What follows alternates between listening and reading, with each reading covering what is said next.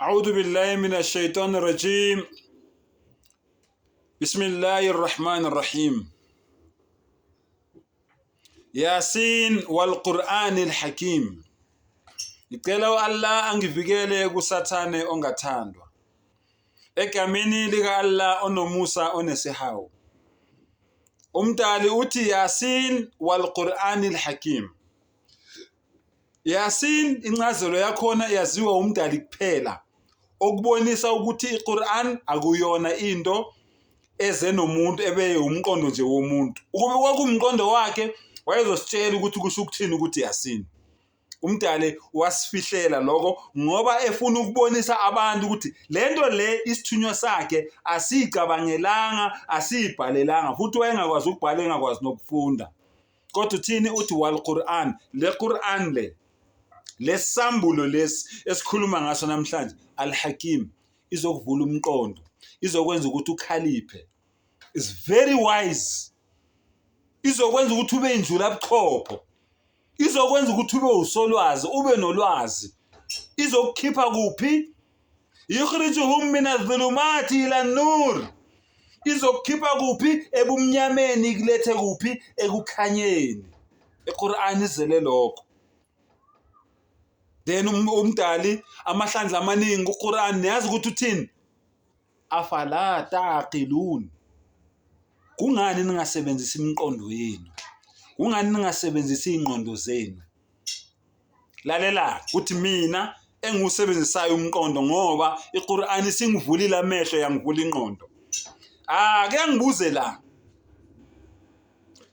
Uma ngifunda incwadi kaExodus 4 verse 22 ithi ubani uIsrayeli izibulo likaNkulunkulu, iFirstborn.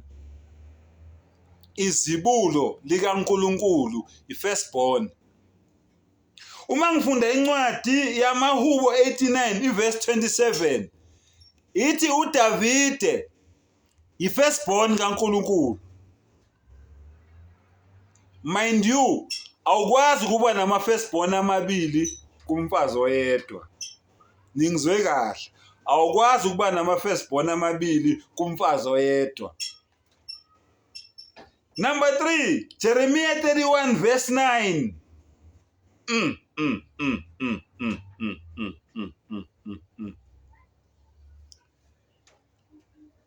Israel.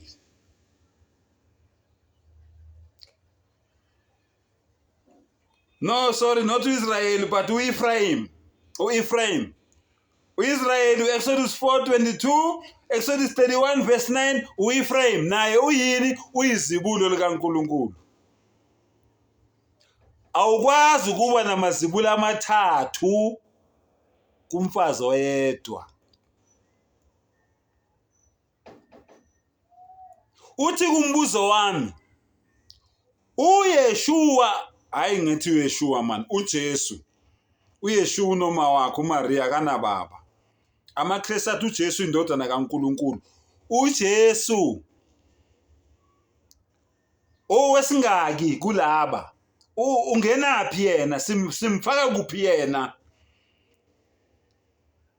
Njengoba lithi John 3:16, ngokuba uNkulunkulu walithanda izwe kangaka waze wanikela ngendodana yakhe ezelwe yodwa, 1.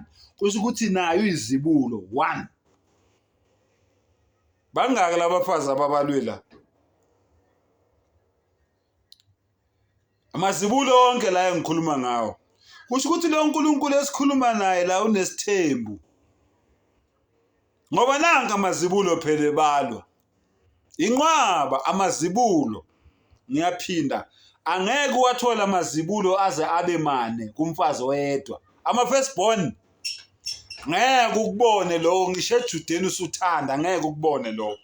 So lo uNkulunkulu okhunywa ngaye la unabafazi abawu4.